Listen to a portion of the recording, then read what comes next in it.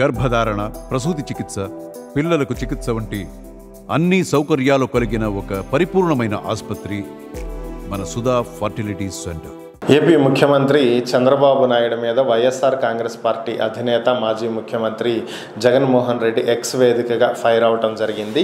దీనికి సంబంధించినటువంటి వివరాలు ఒకసారి గమనించినట్లయితే నిన్న హోంశాఖ మీద సమీక్షా సమావేశం నిర్వహించినటువంటి ముఖ్యమంత్రి చంద్రబాబు నాయుడు రాష్ట్రంలో ఎవరైనా సరే తప్పు చెయ్యాలి అంటే భయపడాలని, ఎవరైతే తప్పు చేస్తారో నేరాలకి పాల్పడతారో అదే వారికి చివరి రోజు అనేటువంటి పరిస్థితి కల్పించాలి, అందుకు తగ్గట్టుగా పోలీసులు వ్యవహరించాలి అని చెప్పిన విషయం అందరికీ తెలిసింది.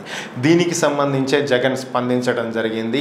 ఒక మాజీ ఎమ్మెల్యే తన సొంత ఇంటికి వెళ్ళేటువంటి పరిస్థితి కూడా ఏపీలో లేదని, అలాంటి దయనీయమైనటువంటి పరిస్థితులు కల్పించి దయ్యాలు వేదాలు వల్లించినట్లుగా ఇంకా ఆ తప్పు చేసిన వాళ్ళు భయపడాలి, అదే రోజు శిక్ష పడుతుంది, అదే వారికి చివరి రోజు అని చెప్పటం చంద్రబాబుకే సాధ్యమైందని, దీనికి ప్రత్యక్ష నిదర్శనం తాడిపత్రిలో జరిగినటువంటి ఘటనని.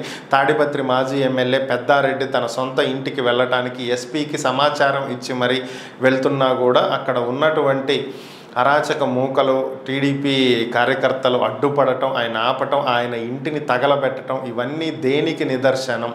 సో ఇలాంటి దారుణమైన ఘటనలు ఒక పక్క జరుగుతుంటే చంద్రబాబు నీతి వాక్యాలు చెప్పడానికి కనీసం సిగ్గు లేదా అని చెప్పి ఆయన ఎక్స్ వేదికగా ఫైర్ అవ్వటం జరిగింది.